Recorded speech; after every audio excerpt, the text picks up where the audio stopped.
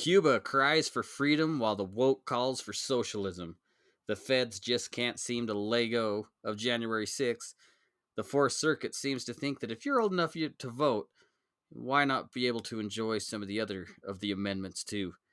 As gun violence surged over the 4th of July weekend, the president went off prompter again and just repeated the same old gun control jargon that the leftists have uttered for years, never seeming to find out the root of the problems, but instead, in a fit of senility, blamed rogue gun dealers and everyday citizens like you and me.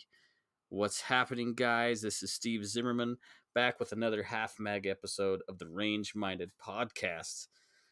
My goodness, it seems like forever since I've been on the show. Well, it has been. It's been a couple of weeks since we produced a show. I kind of just jumped on. It's been a hectic holiday weekend, which was obviously not this weekend. Between family reunions and obviously the 4th of July, which, in my opinion, is the greatest holiday.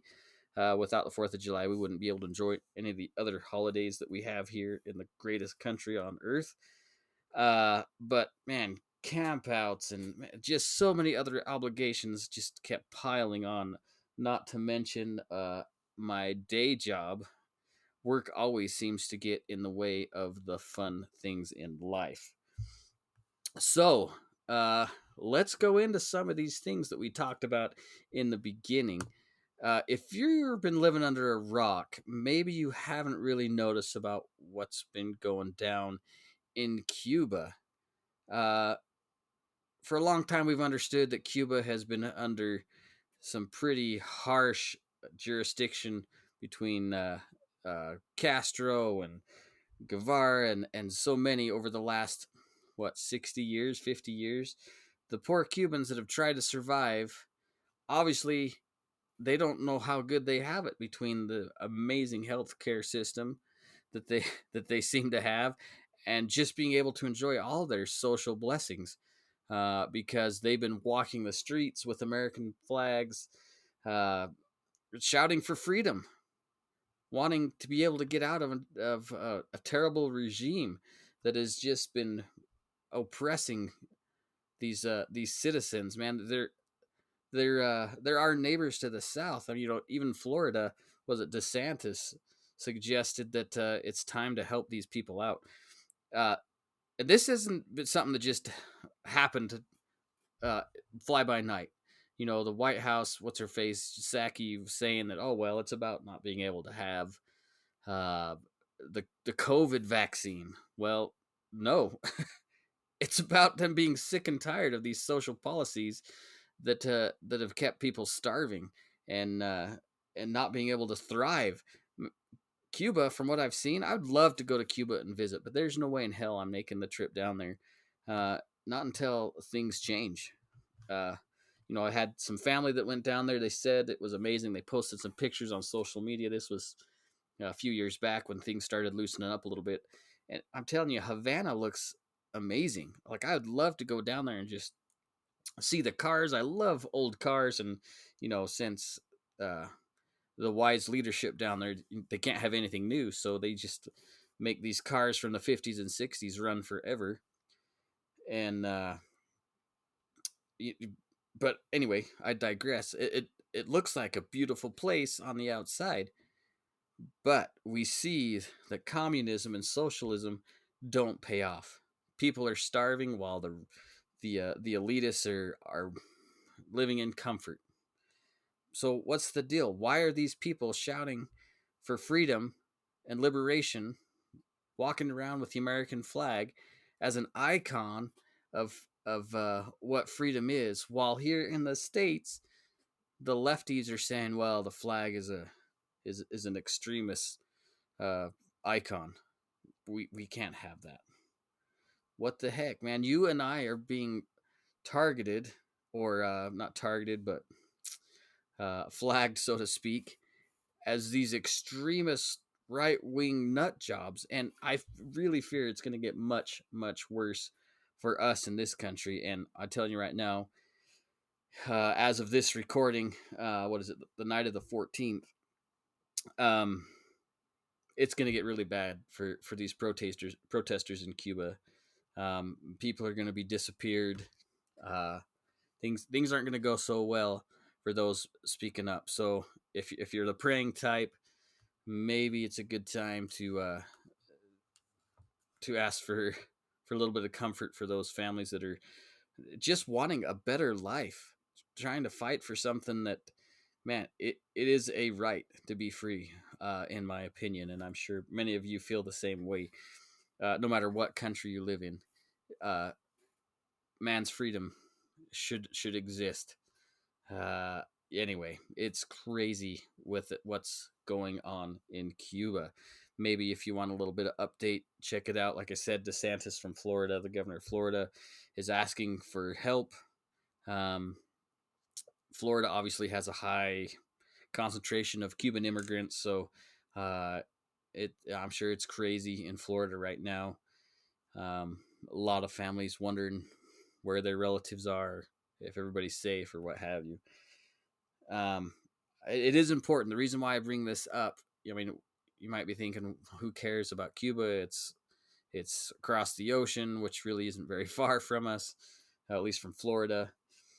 Um, we're seeing a rise and a desire for freedom. I mean, we saw it in Taiwan, what, last year, 2 years ago, where China is cracking down and not letting people really have the right of speech or any of that stuff, which I know is an American constitutional right, but um, people are hungering and thirsting after something that they used to see in us as Americans or America, but no, we're losing it. It's falling by the wayside. We're letting the left, the radical left, the progressives slowly chip away at our rights, and man, it scares me to think uh, what's going to happen for I got pretty young kids. Maybe some of you guys do as well. It worries me about what they're going to have to live with and deal with in a matter of a couple of years. I brought this up before. I don't know if you guys have listened from the beginning. One of the first few episodes of the show, when we had Ricky Kastner was one of the hosts, and Mark. Well, they're both gone now, but they moved on to greener pastures, I guess. Uh, I said straight up that the Second Amendment is not going to be the same, and now I really, you know, I should have said the Constitution isn't going to be the same of what we recognized, 2 years ago, let alone 10 years ago.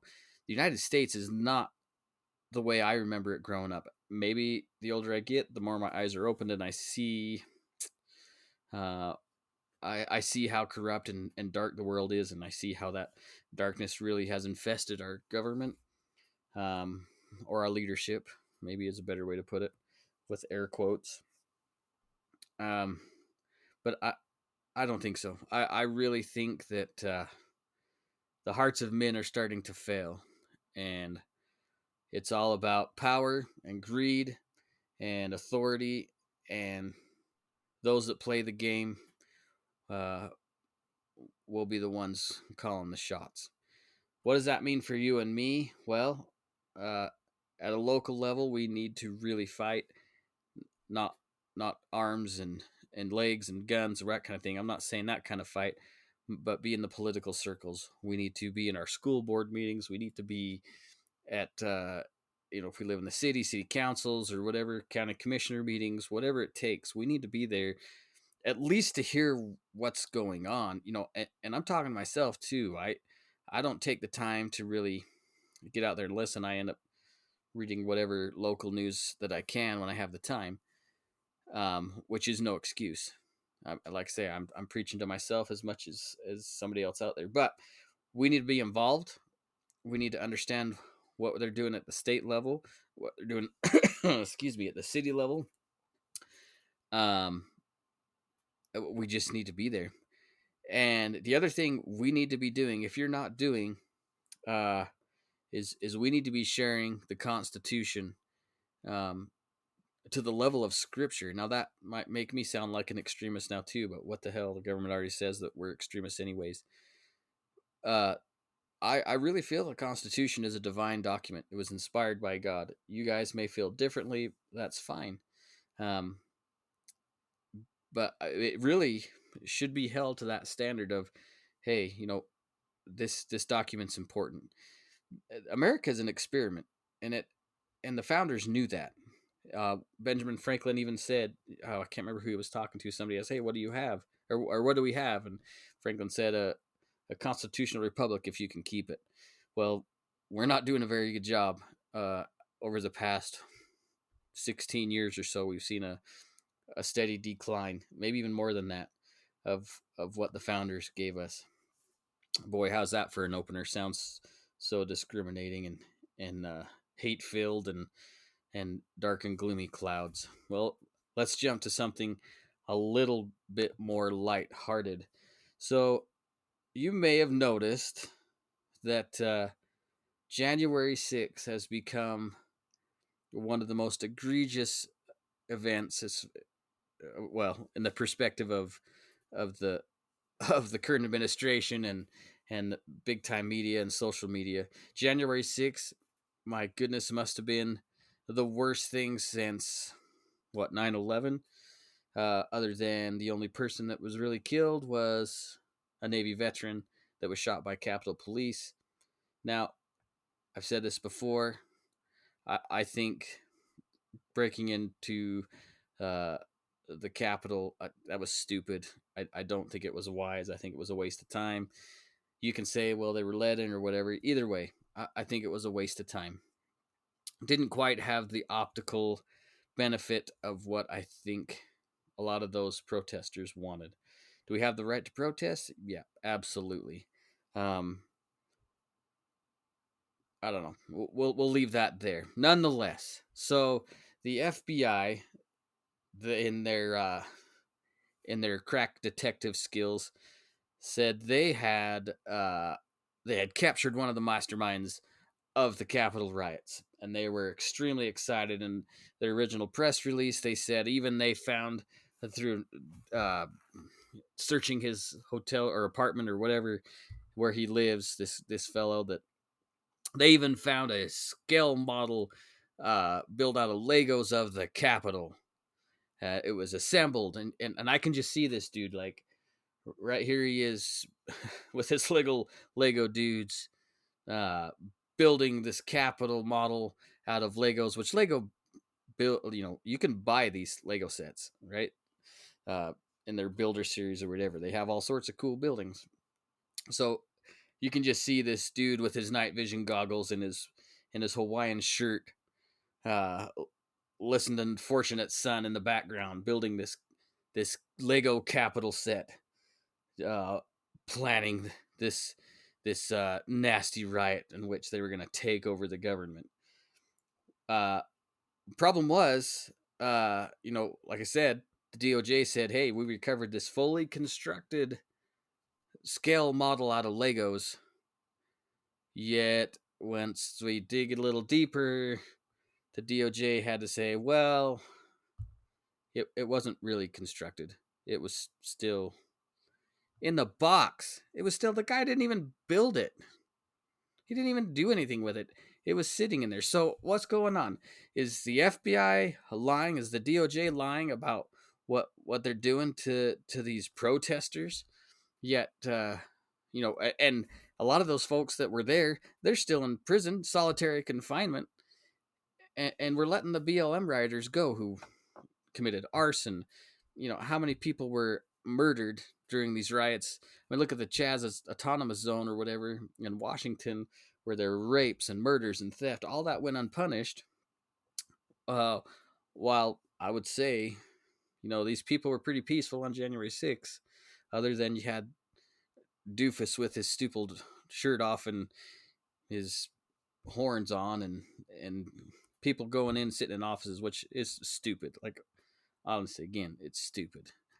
But yet they're sitting in prison, big time fines coming down their way.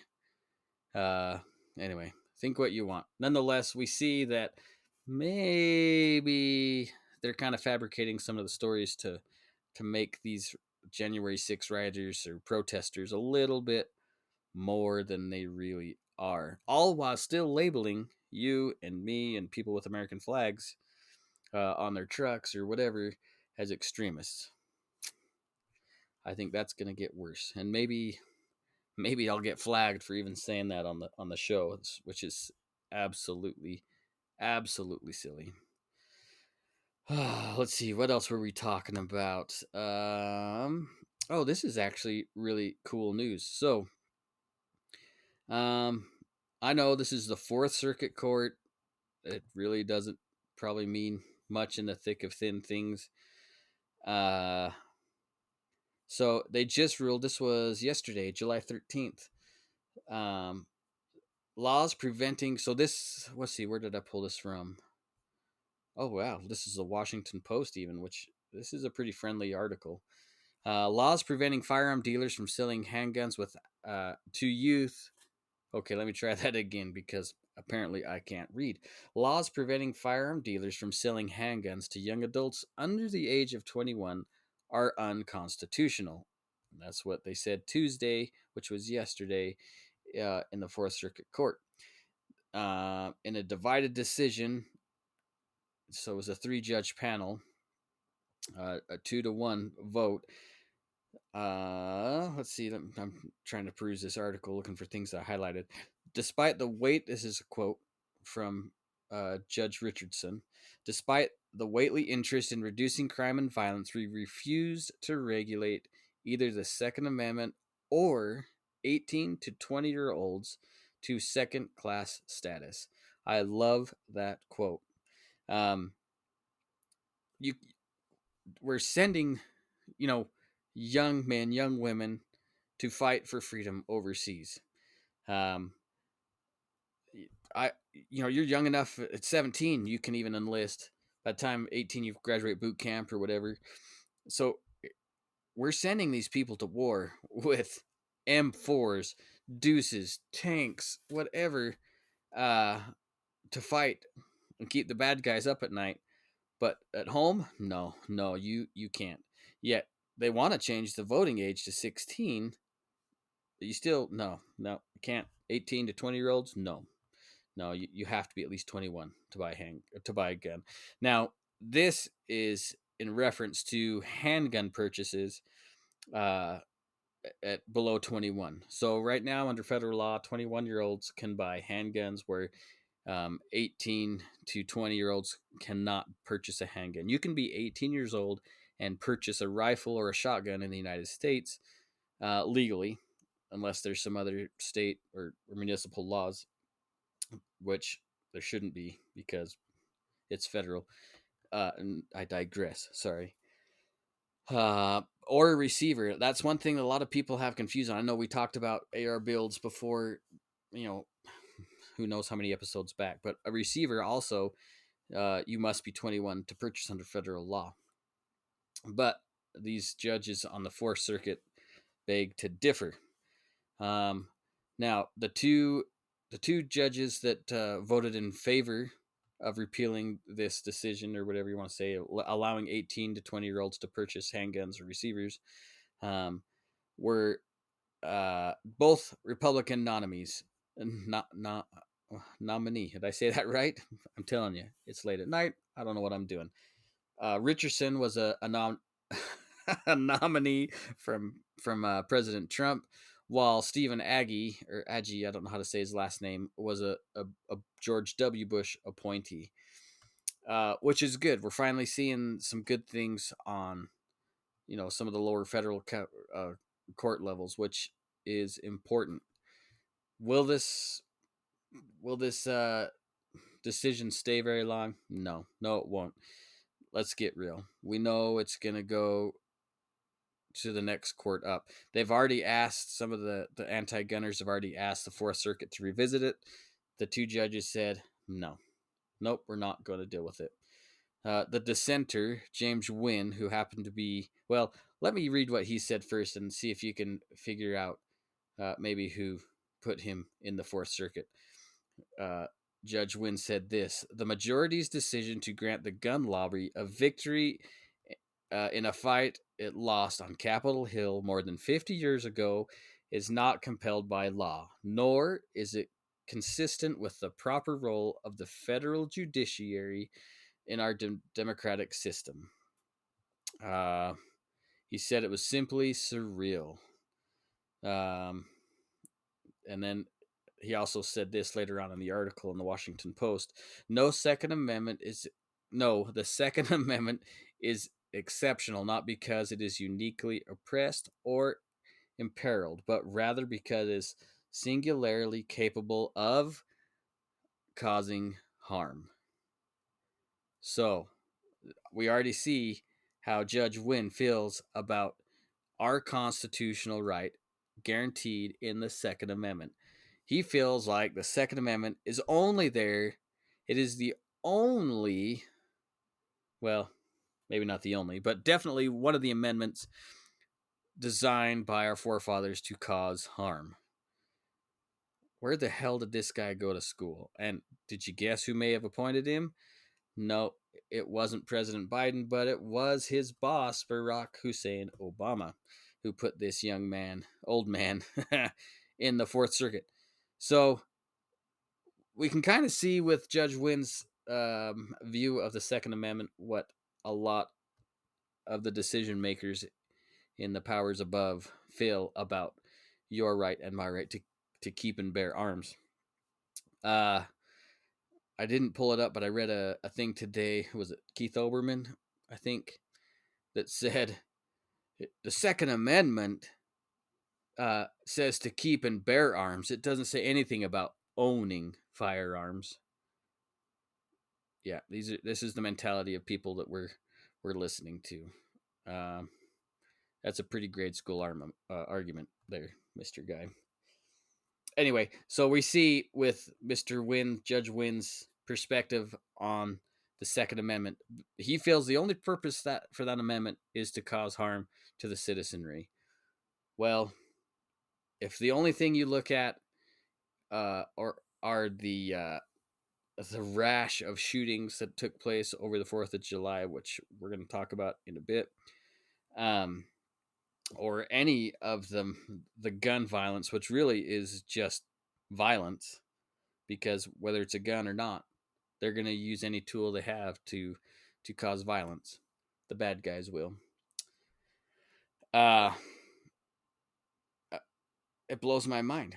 But look in contrast when we see, according to Professor Lott, that there are millions of times where guns are used in defense of life, far eclipsing the amount that are taken by guns. So anyway, just thought you guys want to get frustrated for a minute at Judge Wynn and Barack Obama. The Washington Post article is actually pretty interesting. Not really, I guess, but it was kind of seemed like it had a little bit more in favor light of firearms ownership than normal from the Washington Post. We talked about, or I just alluded to, the gun violence that took place, and our commander-in-chief basically ignoring what the true problem is. So over the 4th of July weekend, it says here, this is from our friends at CNN, that 230 people were fatally shot. More than 230 people were fatally shot over the 4th of July weekend. Now, I know it might be a bit of a stretch to ask you guys to think where you might think most of these fatal shootings took place. But I'm just going to touch on a couple of the major cities. Well, the top 2 cities, actually, where they happened. And you might be surprised that New York and Chicago reined in the highest gun violence over the holiday weekend. Now, you might be thinking maybe they should just increase their gun laws to keep bad guys from getting guns, and their gun crime will drop. Well, that's their argument, but we see, obviously, it's not working. So maybe it's not the gun laws that are the issue. Maybe if they actually let people carry firearms for defensive purposes, that might go down. That might just go down. Over the past 24 months, we've seen a huge surge in firearm purchases. I know we talked about this a few episodes ago. The NSSF had some a really good article about background checks and who's buying um, what category of people, as far as minorities buying gun, women buying gun, whatever. All those have increased over the last 12 months significantly, significantly about who's buying guns. Now, these are people going to background or going to dealers, getting background checks, passing background checks, and legally taking possession of their firearms. You would think, judging by Mr. Biden here, that he would think otherwise. In fact, let's jump over to an article through the NSSF that I was perusing earlier today. Uh, he just repeats the same thing as every gun control advocate has forever.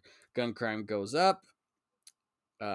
Obviously not related to, you know, letting bad people out of jail or not even going to jail, um, and just roaming the streets causing other violent problems. Maybe the escalated level of violence, sure, from, if we want to call them extremists, but that those extremists are on both ends, whether it be right wing white right wing white extremists, or BLM or Antifa. We've seen an elevated increase on both sides. Um, that that's just the way it is, whether you want to believe it or not.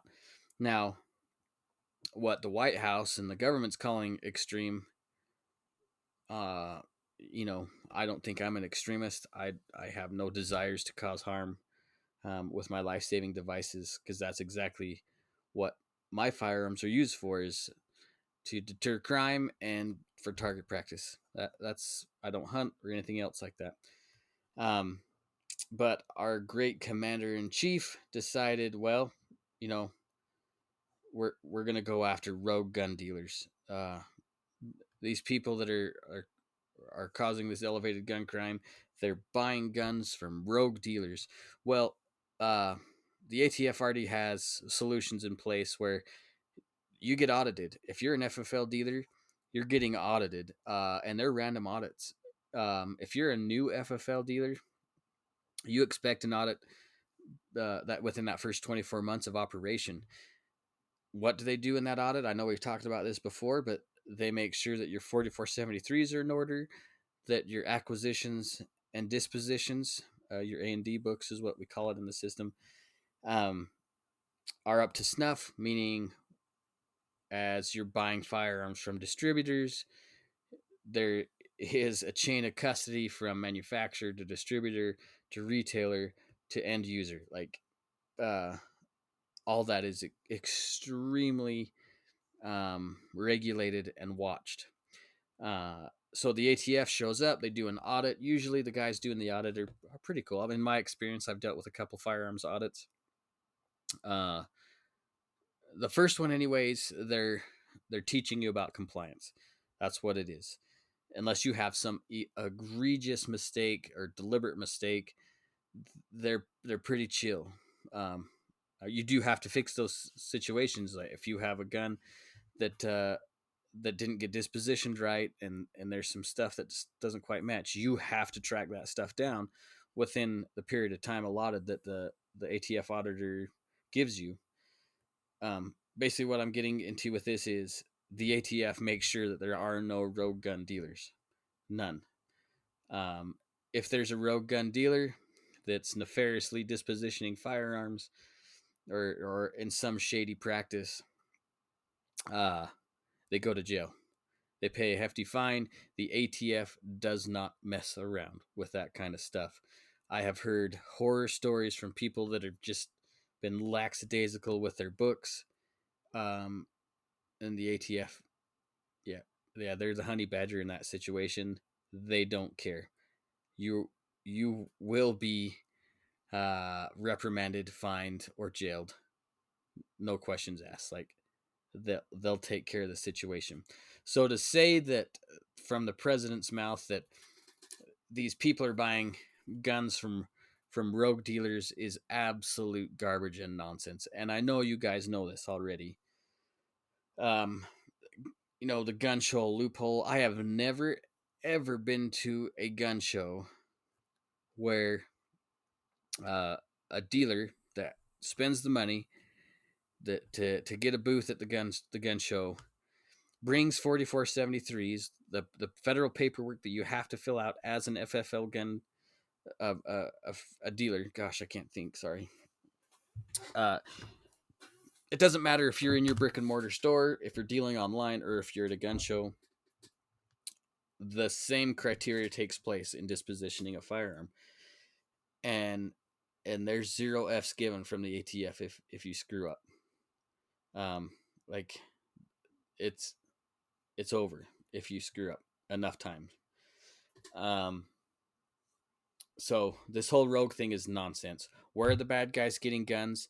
They're getting stolen from people's vehicles, from robberies in a home or whatever. They're getting stolen and sold on the black market. I know this is going to piss some of you guys off. Yes, some of them are air quote ghost guns, 80% kits that are being purchased and assembled. Yeah, I know you don't want to hear it, but it's a reality. That's where some of these guns come from. Is it a majority of the guns that are being used in crime? No, it's not. Most of them are lifting high points that they stole off somebody else, that was stolen from somebody else, that whatever. Um, not to disparage high point owners. I'm sorry. Uh, but they're not coming from a dealer. So quit demonizing gun dealers, telling them that they're the problem. And you know what? If you don't figure out what the hell's going on with your criminal situation, gun deaths are going to go up. People are going to be using firearms in crimes, and people are going to be using firearms in defense. Now, if you're going to categorize both those as gun deaths, which they probably should be, that number is going to go up until you fix the issue of uh, gosh, what am I trying to say? Prosecuting the bad guys that need to be prosecuted, put them in jail, and not letting them out early. Zero tolerance kind of stuff. That's the only way it's going to work. In fact, in this article from the NSSF, I wanted to read something to you from. Here it is. Detroit Police Chief James Craig says that law-abiding citizens or law-abiding gun owners are not the problem. It's criminals that run amok and no willingness by the federal, state, or local governments, including George Soros-funded district attorneys, which are in New York, to take on the hard work of reining them in. So here it is, this Detroit police chief saying, "Hey, get off your butt and prosecute the thugs that are causing the problem. We do not have a gun problem in America." Again, this is Police Chief James Craig. What we have is a criminal problem. Criminals do not follow the law, Craig said, according to the town hall report, which we can pull up later. They're going to get guns. So what do we want to focus on? Getting guns from law-abiding citizens. It's not about the guns. It's about the criminals who have the guns that they don't. It's about criminals who have guns and they don't get the guns legally. That's the bottom line. So kudos to the Detroit police chief. He's right. And you know this as well as I know this. It's not they're not buying, 16 handguns from the local gun dealer down the street. They're buying them from the black market dealer who doesn't give a crap where they're coming from. And I'm just going to throw this out there again. Let's just think about Operation Fast and Furious. How those guns got across the border. Maybe. Anyway, so that's about it. I just wanted to make a short episode. I know it's nothing fancy or amazing. Nick's gonna be pissed because I didn't even call him. I just felt so bad about not getting something out. Like I said, I've been so flat out busy with work. I've been working sun up to sundown trying to get stuff done, and then family stuff going on. It's just been a crazy month. I'm sorry I haven't got stuff out sooner. Like I said, I just haven't had time. Nonetheless, remember you can find us on Instagram, range minded at range minded podcast. Sorry, Facebook, range minded podcast. If you want to get a hold of me or the podcast, I guess through email, it's podcast@iishooting.com. Remember too that as I peruse some of the sporting goods stores, it appears that ammo is becoming more plentiful. Nothing like we remember, 2 years ago. Prices are still kind of poopy. They're slowly creeping down. I don't think you will ever. See, it's late when I'm recording this. I don't think you will ever see firearms too, but ammo come down to the price that we remember. Maybe it will. I hope I am wrong about that. But at least we're seeing some of the high demand stuff. Pistol calibers, 945, even 40's been hard to find, and people were dumping 40's a year ago. I had a buddy ask me about 300 Win, I think, and I kind of just giggled at him. I haven't seen 300 Win for a while. Maybe if maybe I'll drop something on the Facebook page about, hey, where you guys finding ammo? If you're the guy hoarding the ammo, you're a dick, man. Give us other shooters a chance to buy stuff too. Come on, you're not causing any help to yourself or your fellow gun owners. Anyways, let me know what you guys been up to. Again, I am so sorry that I haven't been able to get something out sooner. We're working on some guests. I have some local guests on the East Idaho side. Nick has some other people he wants to get on the other side of the state. Good things are coming, I promise. Anyway, make sure you guys stay safe. Take someone shooting. Man, enjoy this awful heat that we're having. And peace out. Be safe, guys. Thanks.